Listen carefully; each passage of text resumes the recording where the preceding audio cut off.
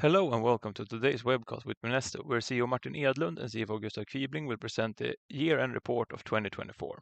After the presentation, there will be a Q&A, so if you have any questions to the company, you can send them in via the form to the right. And with that said, I hand over the word to you guys. Thank you, Ludwig. Welcome, everyone. We would like to run through a little bit of the achievements in Minesto over 2024 and comment on our priorities for 2025 and ahead. And in doing so, we'd like just to first do some remarks here on the big picture of markets and stuff, comment more on the financials, and then go into more details on the focus where we are right now. So maybe first then, and there will be a Q&A session, plenty of room for that, hopefully also within the hour that we've set aside. So just first, for everyone that isn't very well acquainted with Minesto, what we do, we're an ocean energy technology developer that sits on one of the world's most heavily protected from a patent perspective technologies, and a completely unique setup, really tailor-made to convert energy from ocean currents and tidal currents. So you see on the screen here the principle that a decade ago was spun out from the military aircraft manufacturer Saab. We're based in Gothenburg with our technical team, with our commercial team, and we have our first customer engagement and test site in the Faroe Islands in the North Atlantic, a few hours flight from Copenhagen. So this is who we are. And if we then move into some comments on the market and the big picture, I think it's fair to say that from a geopolitical perspective, there's a lot of turmoil and speculation on where we will be headed in many aspects, in many dimensions. One thing that we would like to underline is that when it comes to energy, security of supply will be a rising star. And we are offering solutions that will open up a local new renewable asset in terms of ocean currents, tidal currents, which means that many countries and many areas in the world today where you have limited domestic sources of energy will be able to open up in that sense. Then, of course, on an even bigger scale, climate change will not stop. The scientific evidence is overwhelming, and it doesn't matter what MAGA web podcasters are saying from Iowa.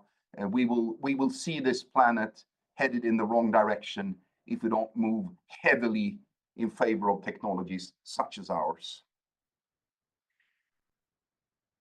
On the financial market, the development from a share perspective for Minesto has been really disappointing if you're looking a few years back in where we are. I think today there's discussions on clean tech or green tech, and it's being bundled in a way where local service companies, where project investment engagements are mixed up with companies such as ours.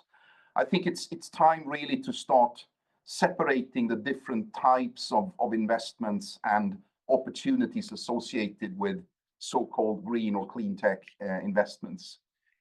We're sitting on a strategic energy technology with a global market, and we're positioned uniquely in this, in actually making this useful for mankind. So that's where we are really fighting to position Minesto as we move forward. At large, of course, the energy demand is increasing, and it's shifting in what type of energy we're using, and particularly if we look at electricity.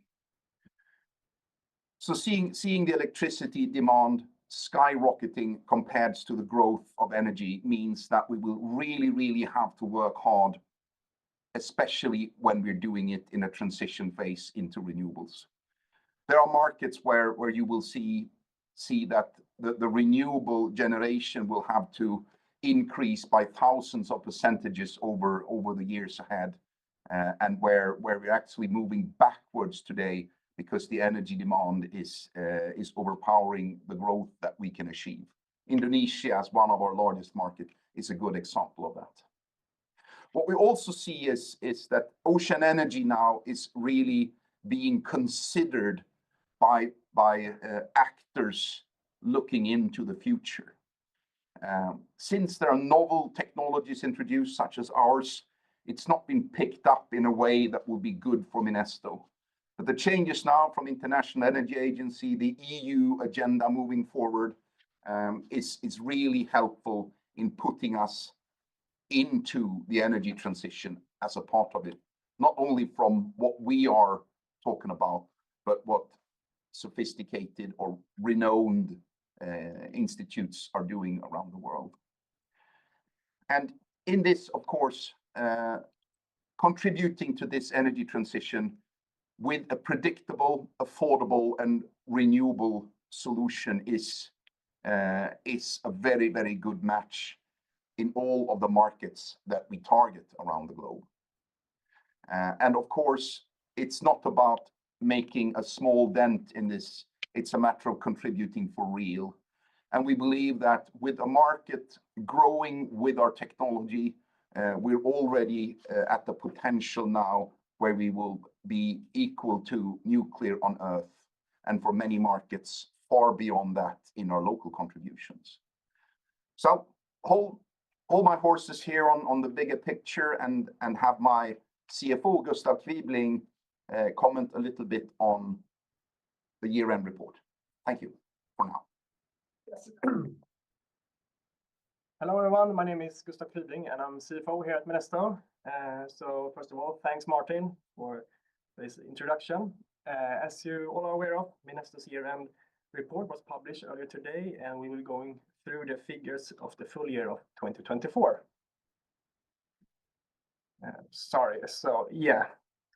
We will start with the section total income, which shows a decrease, mainly explained by the reduced capitalized development work. The lower capitalized development work is expected since the D12 was launched earlier in 2024. Hence the launch of the D12, Minesto had a commercial scale Dragon to present to the market, which wasn't the case in 2023. This in turn explains the reduced capitalized development work. Moving forward to the operating expenses. So there's a decrease in the operating expenses in 2024 compared with 2023. And the operating expenses consist of all expenses that occur during the year, excluding personal costs. The decrease in operating expenses is primarily explained by the launch of the D12 during 2024 and the longer uninterrupted production runs, which require fewer service interventions during the period. Further, there's a decrease in the personal cost in 2024 compared with 2023.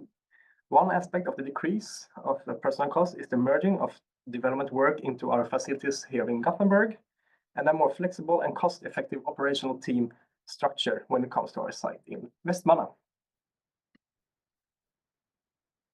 Moving forward to the cash and operating cash flow. So we start with the cash and cash equivalents, which are strengthened in 2024 compared to 2023. This is explained by the overall cost control within the organization.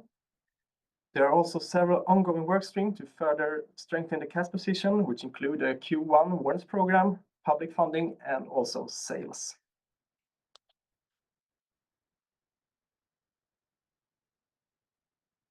Sorry, I was a little bit too fast there. So we have the operating cash flow as well, where you can see a reduction in 2024 compared with 2023, which are in line with the current plan for Minesto and also the roadmap to commercialize the Dragon technology. The reduction should also be seen in the light of the D12 launch and that Minesto the D12 launch early in 2024, and thereby Minesto could present a commercial scale Dragon to the market.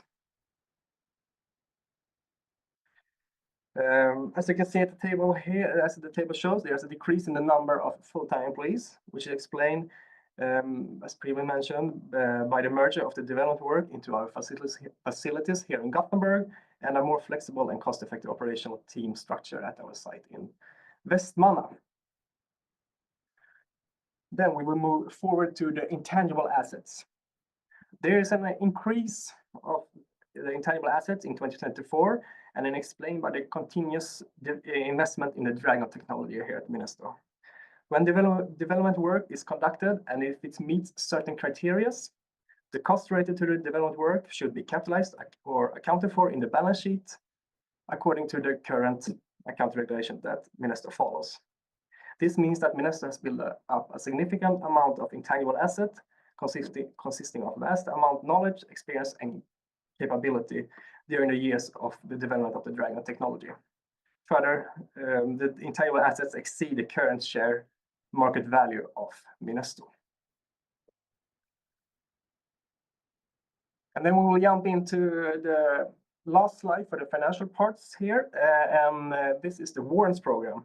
So the Q1 warrant program, also named TO4, will be executed in March this year, and the strike price of the warrants is based on 70% of the average share price during the period between the 3rd of March to 14th of March. The subscription period follows directly after and will be open between the 18th of March to the 1st of April.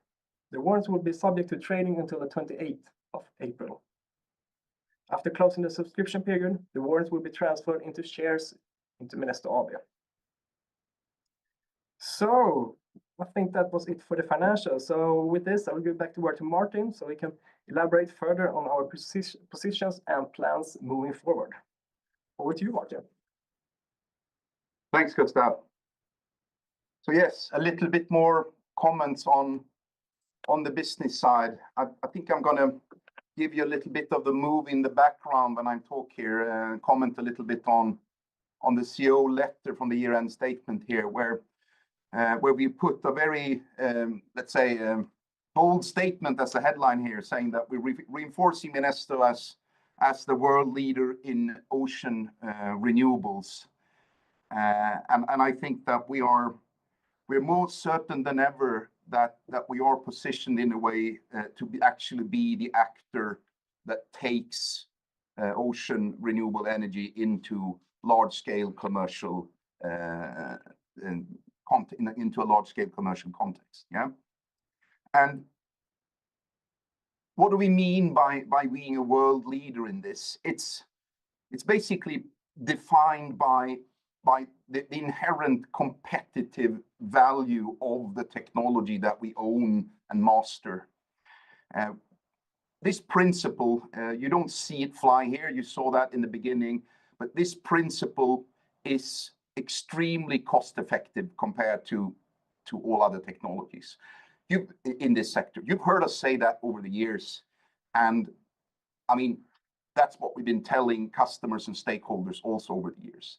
But with the Dragon 12, the large megawatt machine that we installed, commissioned, and operated during 2024 for the first time, we also now have hands-on evidence to show our partners, project investors, and potential customers that this is not just in theory or via simulation or from smaller scale units.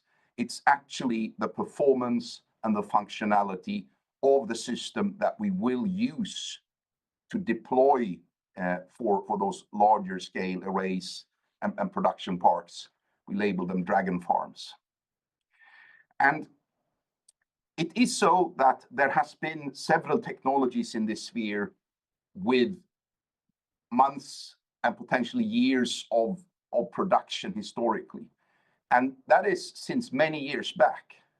And I think that our conclusion is spot on in explaining why we can say at last we have an offer from this sector that will be commercialized. The explanation is that what we've seen before is simply not relevant from a cost perspective. The low weight, the clever handling, and all supporting technologies associated with this is driving costs down to relevant levels. And this is also part of what is sort of from an internal perspective, both a relief and an extreme success. It is that all those supporting technologies related to launch, recovery, installation, handling, We couldn't for certain say that they would work together with a 10 times heavier, the 3 times physically larger unit. But that is also a part of what now is hands-on proven and demonstrated with the technology. As you see, the movies rolling here, it's not the same thing to launch this large machine as a smaller machine. And those hurdles are no longer in the way for investors in moving together with Minesto. And on top of, let's say, seeing is believing in this, we've also had the privilege of working over many months during the second half of last year, together with DNV experts on ocean renewable energy, to really go through every aspect of our technology to assess and to analyze our technology. And I think that our claims are basically supported with the DNV conclusions. And we can also use those extensive reports and analysis from DNV in our dialogues with customers to underline the data and the performance analysis that we are doing on the real production. So those things, they go hand in hand, and they help a lot in pushing Minesto forward. And of course, business is the number one priority for 2025, and no doubt about that. So hopefully we will be able to comment a little bit more on business in this. I mean, first, as I said, the unit that we now will commercialize at megawatt scale, you see it also now in the background here rotating. This is the Dragon 12 with some minor upgrades. But we can keep every aspect of this configuration, the software, the control, all around it. So there's not going to be another round of product development for us to push this into the commercial sphere. And we should talk a little bit about what do we do with sales? What is it that we hands-on do in this? Well, in order to take this technology to market at a serious level, there are several aspects related to supporting technologies, related to simulating the natural resource, measuring the natural resource. And what I mean by that is the flow and the currents. And that's sort of the energy that we want to transfer into value. And in doing that, we have learned over a few years now that the process looking something like this, there will be deviations from this, but this is what we're doing. We have been over several years been involved in what you may say step 1 to 3, 1 to 4 in this here, finding the markets where there is a big tidal resource.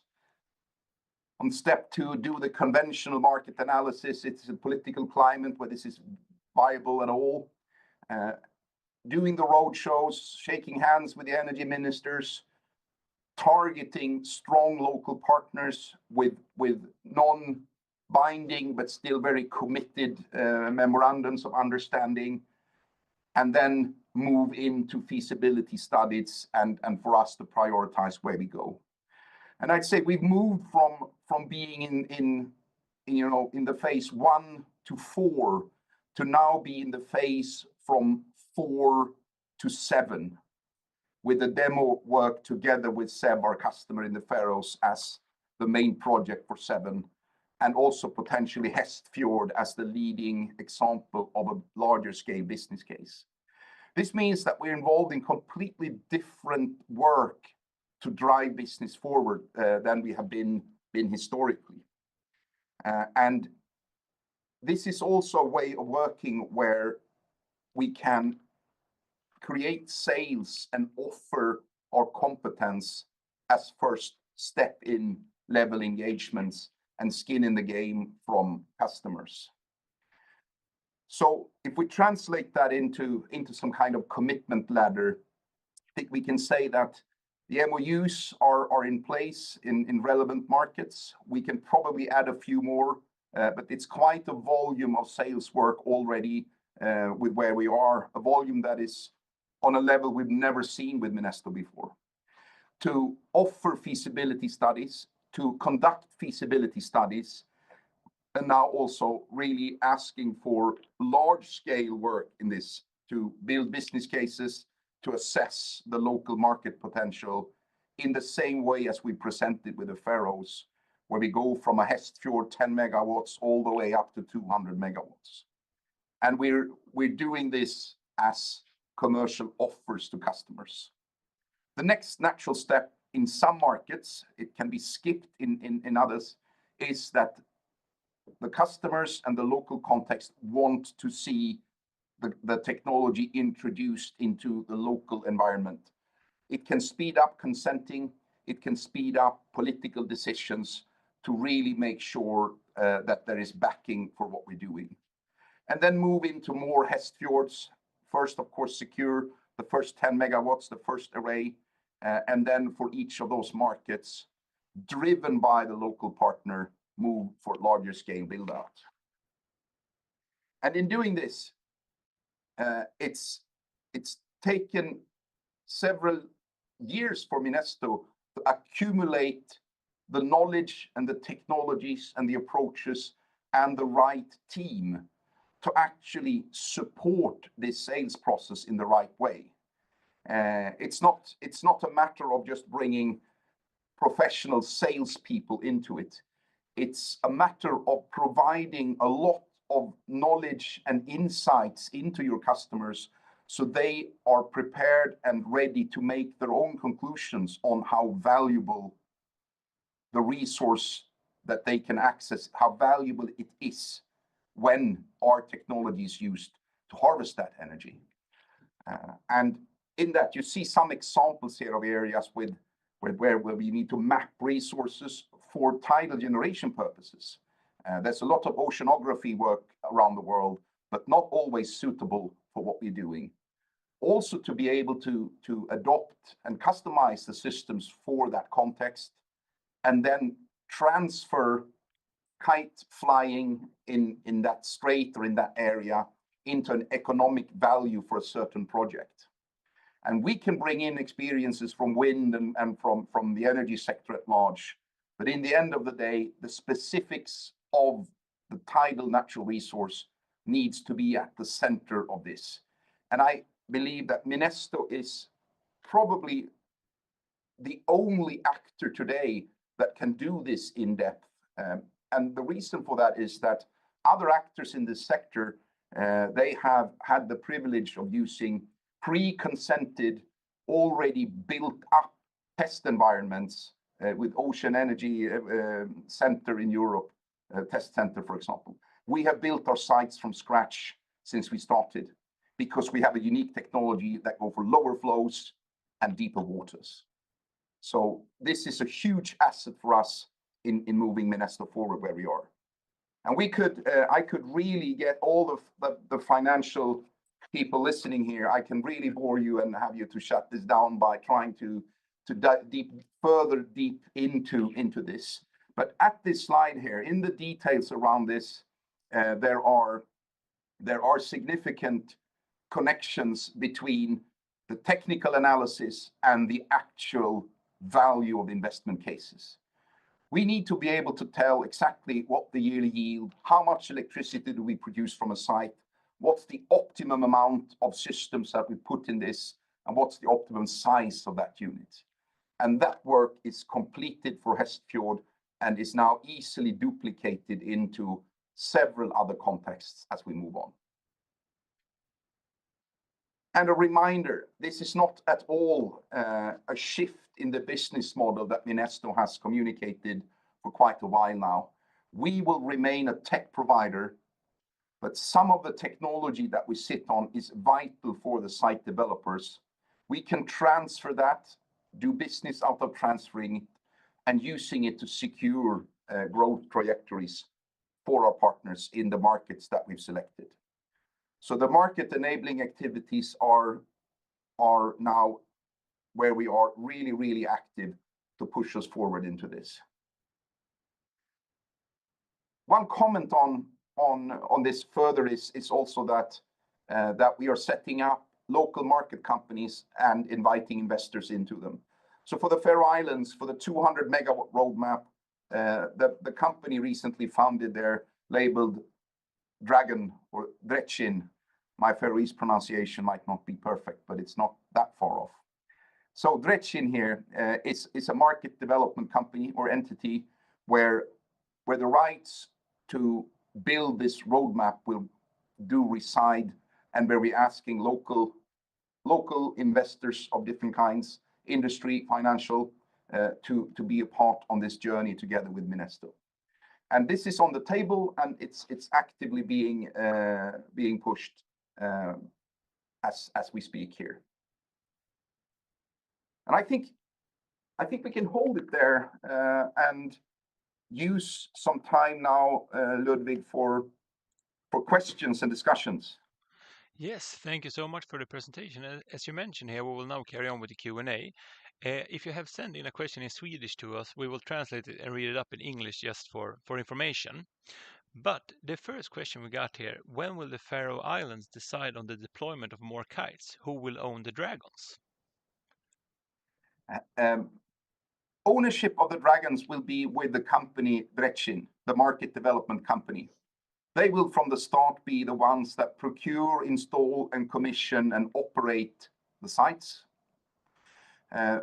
If Drechin decides to sell production entities, preferably to SEV, that is sort of the next step for the future to decide. And when this will happen, say this is a very similar situation to when you're building wind from scratch in a market. In the Faroes, they've had real challenges with really scaling up wind as they hoped, because it's a land-based with a lot of dialogues around it. We believe we will have an easier journey there, and it's going to be a stepwise, let's say, build out and consenting process. From the first phase of 10 megawatts, an expansion up to 32, 33 megawatts in Hestfjord, moving to the adjacent strait, and moving north, moving south. It's difficult to give any exact dates on where this will happen. It's an ongoing sales and process of convincing. And I think that of course, the first 10 megawatts will be very, very important to show how valuable this is, and that will speed up the process. Thank you. How do you think the competition will look going forward? Does it feel like what you do is unique, or are there more players chasing after you, so to speak? For us, where we are now, we believe that competition is not within the tidal sector. We don't feel that there are any relevant technologies actually, even if there are a few that are on let's say commercial scale. The competition will be with other renewable sources, and actually with whether a certain market will push aggressively to sort of to net zero energy systems. So we need to really define competition as in some markets, solar with batteries compared to tidals. Is large-scale wind, can you build centralized power plants and then put seabed cables in some markets? But all in all, even if there will be competition and there will be selections in individual, let's say, points of time, all in all, for the markets, the 10 markets that are the most relevant for us, the growth of electricity need and the challenges with the renewable energy transition, it's so large. So there's never going to be a situation where there's going to be enough of energy from one of those technologies or sources. So hybrid solutions, complementary generation in the energy mix, that's where we're going to be. Thank you. Is there any progress on the 30 million euro needed for the first phase of development, especially after DSV technical feasibility study? Yes, there is progress, but I think you all have to respect that we're not going to go into detail with that verbally in a context like this. My communications director, she would strangle me if I tried to do that. Thank you. A little bit shorter question here. How much does D12 produce in a day? In a day, I mean, for us, we measure. I mean, it will serve hundreds of households with one unit, and we talk about around 3.5 gigawatt hours a year. So then you have to divide 3.5 gigawatt hours with 365 and reach that number. Thank you. What projects are planned in Sweden? In Sweden, there are no projects planned at the moment. We're doing some really small model scale testing, not even relevant to be mentioned here. And there are a few small areas where you could put some test units in. But Sweden is not a relevant market for us as a direct market. Norway is interesting. Faroe Islands is interesting, and I think and Greenland is interesting. Which might not be the priority market right now. But if you look from a Nordic or nearby perspective here in Scandinavia. Thank you. When you start to deliver these systems in bigger volumes, what have you calculated the economic investment per produced kilowatt is, or total cost per kilowatt? Let's see. I have it on megawatts, so you have to divide it by 1,000 then to get it. When we look at the total capex, the capital expenditure for investments in a production site, and this includes both the hardware from Minesto and the infrastructure and balance of plant components from other contributors, suppliers into an array or a dragon farm. And then we see that we will start at where we are with Hestfjord. We will be somewhere around 2.5 million euros per megawatt installed, and that will be significantly lowered as we move forward. So already within the second and third deployment in the Faroes, we will move towards 1.5 million euros per megawatt hour, and then keep pushing. So it's important to see that on a generic technology level, we will at 100 megawatts installed, we will be below 100 euros per megawatt hour, and then a megawatt into installments, we will be below 50, maybe hit 40 to 30 euros per megawatt hour in a general context. Of course, we will pick the first sites in a clever way, so it's not going to be an average distance to shore, for example. But also the smaller sites included in this, the initial sites are also smaller sites. So in the Faroes, the prices and the cost of energy will go down with every unit we deploy. Thank you. Why is there no production of electricity in the Holyhead Deep? We have rights to a site where we can deploy 80 megawatts long term in Holyhead. But there are limitations when it comes to grid access and discussions on who's going to invest in what in that context. And we believe that since we have a strong partner in the Faroes where grid connections and grid infrastructure is basically already being built out for Hestfjord, and there are no issues whatsoever, it's too risky for us to try to convince investors and go into a context like that as a first investment. I hope we will sort that out quickly. But the reason why we have refocused heavily on the Faroe Islands is that everything, and I really mean everything, is in place and move this forward. Thank you. I know you talked a little bit about cost here earlier, and maybe you already answered it, but what is the mooring cost compared to total in a kite assembly? Mooring cost. If by mooring if it's referred to seabed anchoring and the seabed infrastructure, the mechanical infrastructure, it's maybe well, it depends on pricing, of course, but I'd say that it's a significant part of the capex, and it will be maybe a fifth of the cost of the kite system. Minesto's offer includes at least half of those technologies when it comes to this, the seabed, what we call bottom joint, for example. Thank you. What is required for SEV to think that Minesto's technology is mature enough to be included in their long-term planning? I think that there are two components to it. We need to use the results we have now together with them and show them and get this organization that is run by politicians. The board is the local politicians from different communities around the Faroes. So they are not very used to innovation in that sense.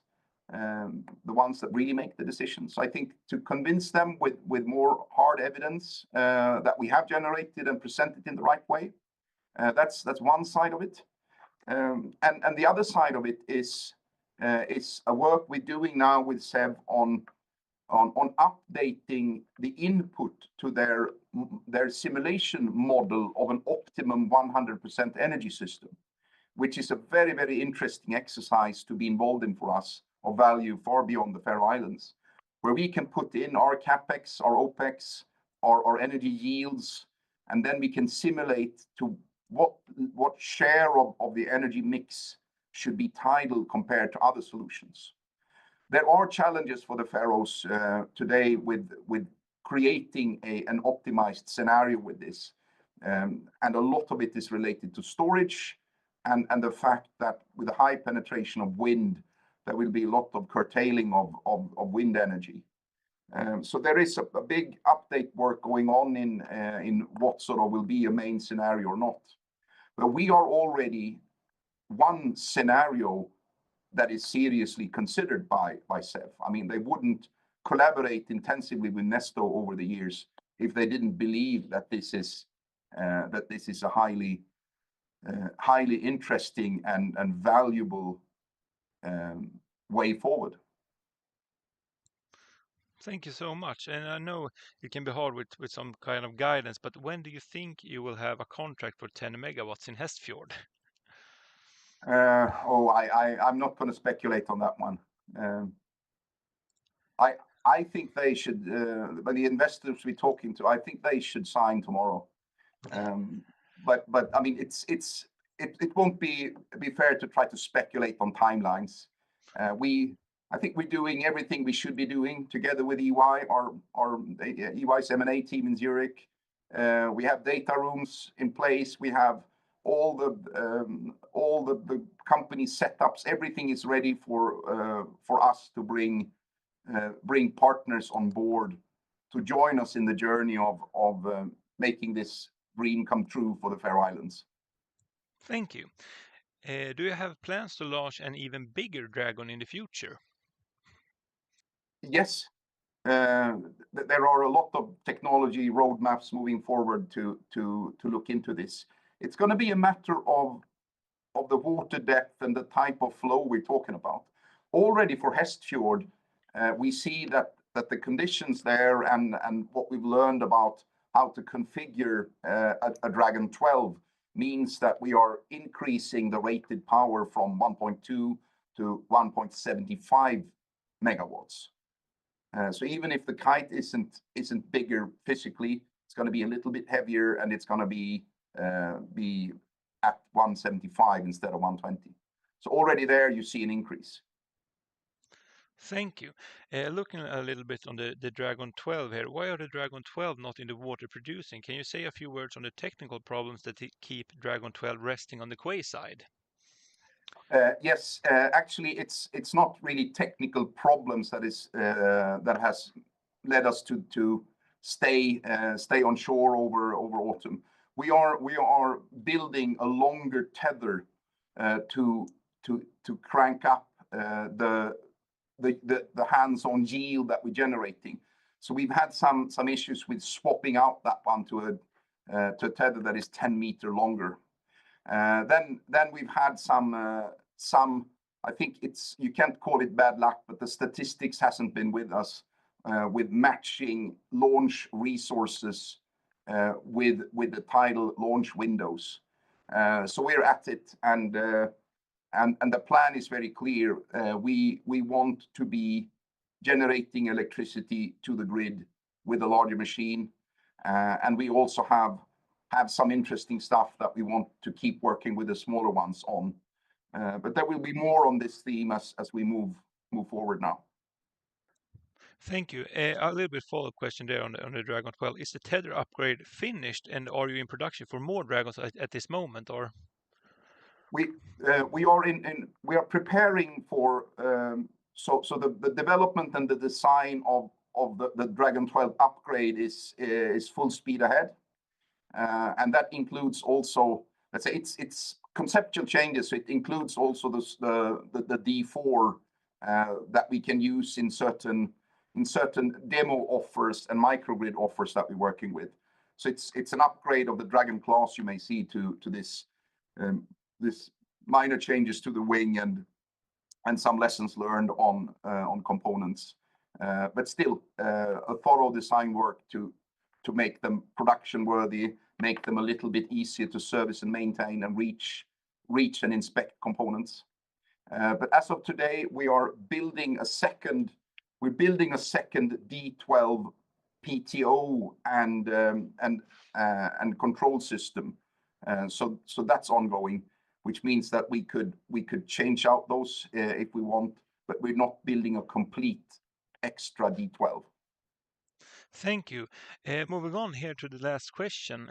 Tidal energy is intermittent, although easily plannable. What solutions does Minesto foresee to bridge the gap when the Dragons do not produce enough electricity? What is the relative cost of such an installation compared to the Dragon installation?